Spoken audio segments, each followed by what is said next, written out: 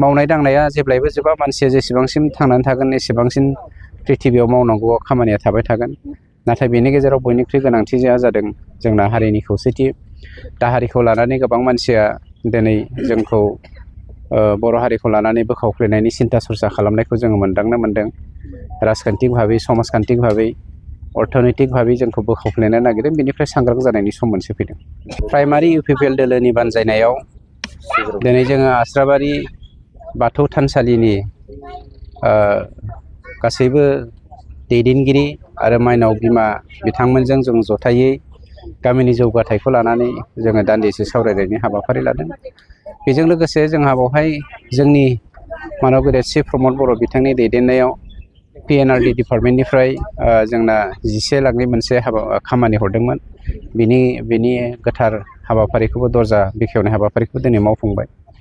गोजोननाय मोनदों जोंनि 12 नं चिरां दुवारावहाय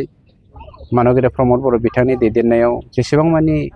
जौगाथायनि खामानिफोर दङ बे खामानिफोरनि फिथा होनायखौ जोङो बावैसोनो फोजोबनो नागिरदों गतिके खामानिखौ जों फारि फारि मावलांबाय थागोन जोंहा मावनाय दांनाया जेब्लायबो जोबा मानसिया जेसेबांसिम थांनानै थागोन एसेबांसिम पृथिबियाव मावनांगौ खामानिया थाबाय थागोन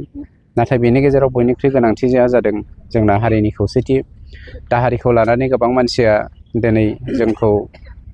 बर' हारिखौ लानानै बोखावफ्लेनायनि सिन्था सरसा खालामनायखौ जोङो मोनदांनो मोनदों राजखान्थिक भाबै समाजखान्थिक भाबै अर्थनैतिक भाबै जोंखौ बोखावफ्लेनो नागिरदों बेनिफ्राय सांग्रां जानायनि सम मोनसे फैदों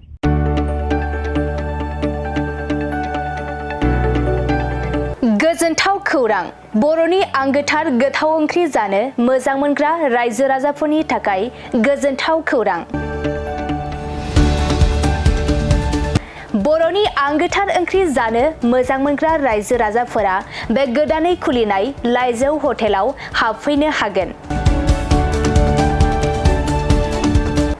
जाखांफुहांनाय लाइमोन फालांगिरि गपेश बसुमतारिया अदालगुरिनि टंलायाव बेखेवदों बर'नि आंगोथार ओंख्रि मोनग्रा गंसे हटेल अदालगुरि जिल्ला टंलानि मिउनिसिपाल बर्ड मावख'नि साखाथियाव गोदानै बर'नि गोग्गो जानाय आदारनि गंसे लाइजौ मुंनि हटेल बेखेवदों अदालगुरि जिल्लानि सिङाव थानाय फालांगिरि नोगोर टंलायाव गोदानै खुलिनाय बे लाइजौ हटेलाव बर'नि दोरोङारि जाग्रा आदारजों लोगोसे गोबां जाग्रा आदारफोरबो मोननो हागोन गोदानै बेखेवजानाय बे लाइजौ हटेलाव अमा बेदर बोरमा लकेल ना साम'